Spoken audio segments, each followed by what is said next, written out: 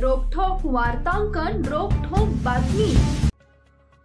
आषाढी वारी 2025च्या अनुषंगाने जिल्हा प्रशासनाने पंढरपूर शहर, मंदिर परिसर, दर्शन रांग आणि भक्तिसागर या ठिकाणी वारकरी भाविकांसाठी प्रशासनाने उपलब्ध करून देण्यात आलेल्या सोयी सुविधांची पाहणी उपमुख्यमंत्री एकनाथ शिंदे यांनी केली। या कालावधीत सर्व पालखी सोहळ्यासमवेत येणारे वारकरी भाविकांना कोणत्याही प्रकारची गैरसोय होणार नाही याबाबत केलेल्या नियोजनाची कार्यक्षमपणे अंमलबजावणी करावी अशा सूचनाही त्यांनी दिल्या।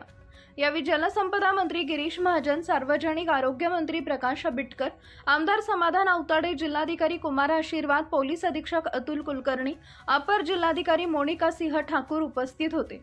उपमुख्यमंत्री एकनाथ शिंदे यांनी भक्तिसागर इथं प्रशासनाने वारकरी भाविक यांच्यासाठी उपलब्ध केलेल्या सोयी सुविधांची पाहणी करण्यासाठी बुलेटवरून आले।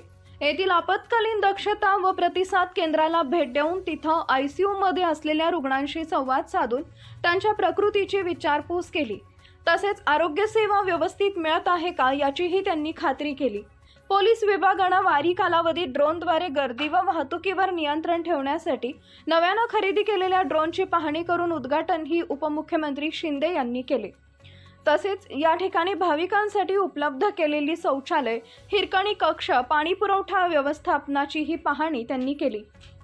नदीपात्रात कोणत्याही प्रकारची अनुचित घटना घडणार नाही या अनुषंगाने काळजी घेण्याबाबत उपमुख्यमंत्री शिंदे यांनी निर्देशित केले। तसेच पत्राशेड इथं असलेल्या दर्शन रांगेची पाहणीही त्यांनी केली। तसेच दर्शन रांगेतील भाविकांशी संवाद साधून दर्शन रांगेत उपलब्ध करून देण्यात आलेल्या सुविधांविषयी माहिती त्यांनी घेतली।